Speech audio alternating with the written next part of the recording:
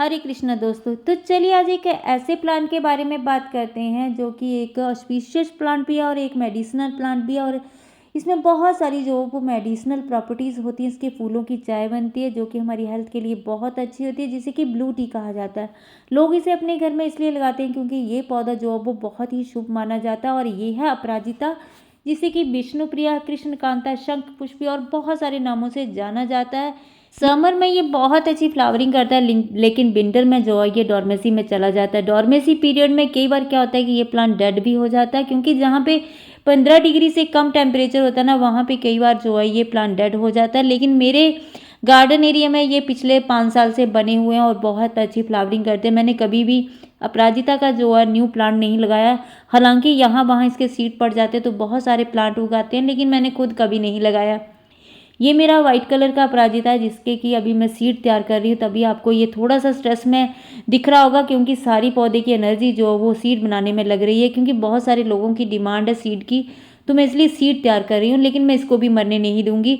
ये मेरा DIY है, तो मैंने इसको बहुत बार आपके साथ शेयर किया हुआ है। ये पिछले 3 या 4 साल से मेरे गार्डन एरिया में, ब्लू वाला तो 5 साल से है, लेकिन ये 3 साल से मेरे गार्डन एरिया में और बहुत अच्छी फ्लावरिंग करता है। बहुत सारे इसके सीड बन रहे हैं, कुछ तो मैंने उतार भी लिए इसके सीड जो सूख गए हैं, लेकिन कुछ अभी बन रहे हैं, तो उनको भी सूखने के बाद उतार लूँगी। उसके बाद इसकी सॉफ्ट प्रूनिंग करके जो है वो इसको फिर से अगले साल के लिए तैयार करूँगी। अपराजिता का प्लांट जो वो सीजनल प्लांट है फ्लावरिंग के लिए। विंटर में फ्लावरिंग करता है, लेकिन वहाँ पे जहाँ टेम्परेचर अच्छा होगा, जहाँ टेम्परेचर अच्छा नहीं होगा वहाँ पे ये फ्लावरिंग नहीं करता है, बिल्कुल डॉर्मेसी में चला जाता है। पत्ते भी इसके सारे झड़ जाते हैं। लेकिन अगर इसकी थोड़ी सी केयर की जाए ना, तो ये प्लांट जो वो डॉर्मेसी पीरियड में तो जाएगा, लेकिन आपको हर बार नया प्लांट लगाना पड़े ऐसा नहीं होगा। ये फिर से फरवरी में हरा भरा हो जाएगा, क्योंकि ये डॉर्मेसी पीरियड में भी हेल्दी रहेगा। मेरे प्लांट डॉर्मेसी पीरियड में भी हेल्दी रहते हैं। इक्का दुक्का जो है वो फूल देते ही रहते हैं, लेकिन बहुत ज़्यादा फ्लावरिंग नहीं होती है। जो फूल निकलते हैं वो भी थोड़े छोटे हो जाते हैं आकार में। लेकिन ऐसा कोई भी फर्टिलाइज़र, ऐसा कुछ भी नहीं है कि विंटर में भी बहुत हैवी फ्लावरिंग आएगी, ये कुछ नहीं होता है।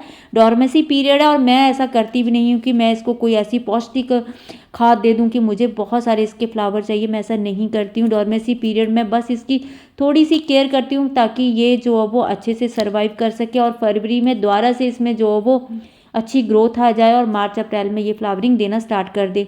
तो मैं ऐसा क्या करती हूँ कि मेरे गार्डन एरिया में पिछले 4-5 साल से ये फ्लावर बना हुआ है। मैं आज आपके साथ वही शेयर करूँगी। तो चलिए बात करते हैं अपराजिता के बारे में कि विंटर में इसकी केयर कैसे करनी है। सबसे पहला तो इसका थंब रूल ये है कि इसको चाहिए होती है धूप। आपने इसको ऐसी जगह में प्लेस कर देना है, क्योंकि अभी विंटर है, तो विंटर में दिन छोटे होते हैं, धूप कम पड़ती है, तो पौधा तब भी थोड़ा स्ट्रेस में चला जाता है। तो आपने इसको ऐसे एरिया में शिफ्ट कर देना है कि जहाँ पे 6-7 घंटे की धूप पड़ती हो। क्योंकि ये पौधे मैंने पहले दूसरी जगह पे रखे हुए थे, अभी शिफ्ट करके यहाँ रख दिए, क्योंकि यहाँ पूरे दिन धूप पड़ती है। धूप पड़ने से क्या होगा कि इनके पत्ते जो है वो अच्छे से अपना भोजन बनाएंगे, प्रकाश संश्लेषण की प्रक्रिया अच्छे से होगी, तो पौधा जो वो स्ट्रेस में नहीं जाएगा, क्योंकि इनका भोजन जो है वो बहुत अच्छे से बनता रहेगा। तो इनको कोई भी प्रॉब्लम नहीं आएगी, स्ट्रेस में हमारा पौधा नहीं जाएगा। तो पहला इसका रूल यही है कि इसको आपने बहुत अच्छी जो है धूप पड़ती है वहाँ पे रखना है। इससे क्या होगा, ये अपना भोजन बनाएगा और ये बहुत अच्छे से सर्वाइव करेगा। नेक्स्ट आपने क्या करना है कि इसकी सॉफ्ट प्रूनिंग कर देनी है। अगर हार्ड भी करनी पड़े तो आप कर सकती हैं। मैंने हार्ड करी हुई है, ये देखिए। मैंने जो ब्लू वाला अपराजिता उसकी हार्ड कर दी थी, क्योंकि उसके सीड मुझे नहीं चाहिए थे और फ्लावरिंग भी बहुत ज़्यादा हो रही थी, तो मैंने उसकी हार्ड प्रूनिंग कर दी थी।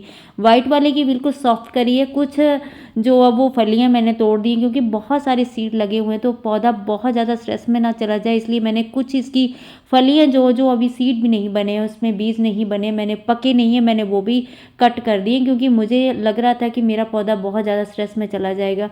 लेकिन ब्लू वाले की मैंने बहुत अच्छी जो वो प्रूनिंग कर दी है, ताकि इसकी न्यू ग्रोथ अच्छे से आए। और जितनी भी इसकी सूखी पत्तियाँ पुत्तियाँ पीली सी, वो मैंने अच्छे से निकाल दी हैं, ताकि पौधे की जो एनर्जी है वो वेस्ट ना जाए।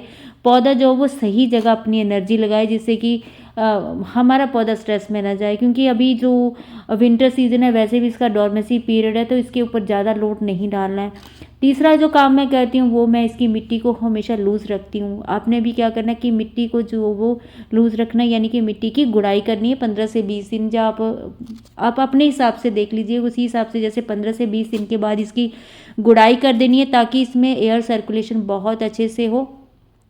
एयर सर्कुलेशन होगा तो रूट्स तक जो वो ऑक्सीजन जाएगी और पौधा आपका स्ट्रेस में नहीं जाएगा, क्योंकि विंटर वैसे ही इसका डॉर्मेंसी पीरियड होता है, तो उसमें थोड़ा सा हमें एक्स्ट्रा ध्यान रखना पड़ता है। तो सभी जितने भी आपके प्लांट हैं, ये सभी के लिए, अपराजिता के लिए नहीं है कि आपने उसकी मिट्टी को, जितने भी डॉर्मेंसी पीरियड में आपके प्लांट चले गए ना, आप उनकी मिट्टी जो वो कभी कभी बीच में 15-20 दिन के अंतराल के बाद जो वो मिट्टी की गुड़ाई ज़रूर करिए, ताकि मिट्टी जो वो उसमें एयर सर्कुलेशन बहुत अच्छे से बना रहे। एयर सर्कुलेशन अच्छे से बना रहेगा तो रूट्स तक ऑक्सीजन जाएगी और पौधे बहुत अच्छे से जो वो सर्वाइव करेंगे।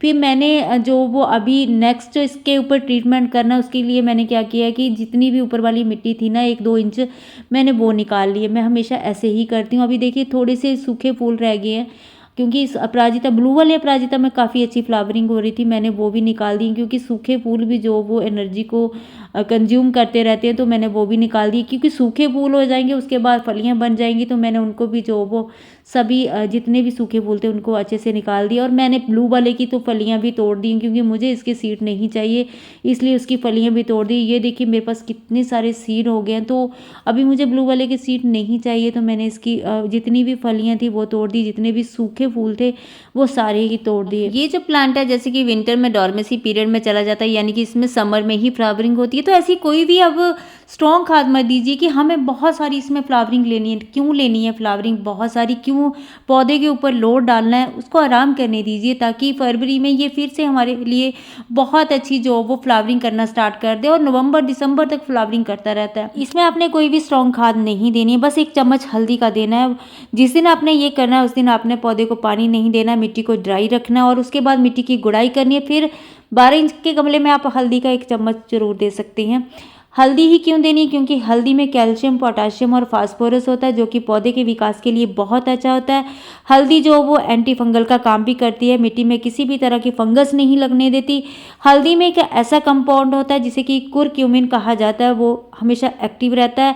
वो हल्दी के रंग को पीला तो करता है, लेकिन हल्दी में कुछ ऐसे गुण प्रदान कर देता है कि हल्दी जो वो औषधि का रूप धारण कर लेती है, क्योंकि हल्दी में एंटीऑक्सीडेंट और एंटी फंगल के गुण होते हैं, जो कि प्लांट्स के लिए अच्छे होते हैं, मिट्टी के लिए अच्छे होते हैं। मिट्टी में किसी भी तरह का जो वो फंगस नहीं लगने देते, और मिट्टी जो वो पौष्टिक भी बनी रहती है, और हमारे प्लांट की रूट्स में भी कोई प्रॉब्लम नहीं आती है। तो आप हल्दी का पाउडर 1 चम्मच 12 इंच के गमले में दे देंगे ना, तो वो सफिशिएंट है।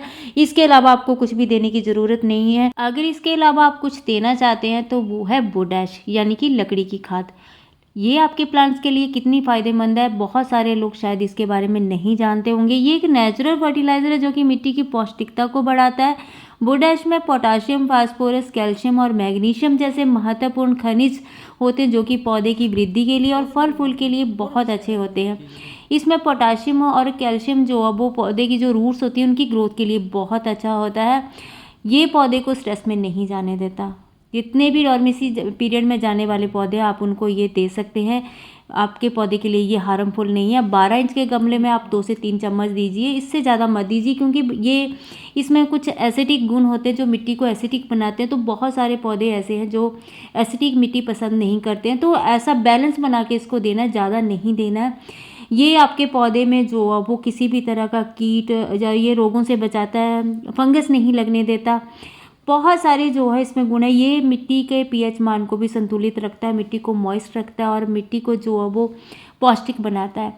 तो बोडैश आपके पौधे के लिए बहुत अच्छा है। आप इसको लिक्विड फॉर्म में भी दे सकते हैं और सॉलिड फॉर्म में भी दे सकते हैं, आप जैसा चाहे इसको दे सकते हैं। विंटर में ज़्यादातर तो मेरे को लगता है कि सॉलिड फॉर्म में ही खाद देनी चाहिए, लिक्विड फॉर्म में नहीं देनी चाहिए। तो आप इसको भी यूज़ कर सकते हैं। उसके बाद आप इसमें पानी दे दीजिए, और 2 से 3 दिन तक फिर पानी नहीं देना जब तक कि मिट्टी ना सूखे। आपका पौधा जो है वो डॉर्मेंसी पीरियड में भी अच्छा रहेगा, स्वस्थ रहेगा, आपका पौधा जो है वो डेड नहीं होगा। जैसे ही फरवरी मार्च आएगा फिर से पौधे में अच्छी ग्रोथ आ जाएगी और पौधा जो है वो अच्छी फ्लावरिंग करने लग पड़ेगा। बस ये 4 से 5 काम जो है वो आप अपने अपराजिता के प्लांट्स में कर देंगे ना, तो आपका अपराजिता का प्लांट जो है वो सालों साल आपके गार्डन एरिया से कहीं नहीं जाएगा। आपको हर साल जो वो नया प्लांट लगाने की ज़रूरत नहीं पड़ेगी। तो आज के लिए बस इतना ही, मिलते हैं किसी और वीडियो में किसी और टॉपिक के साथ। तो खूब सारे पेड़ पौधे लगाइए, हमेशा खुश रहिए, अपने आसपास के वातावरण को साफ रखिए। Happy gardening.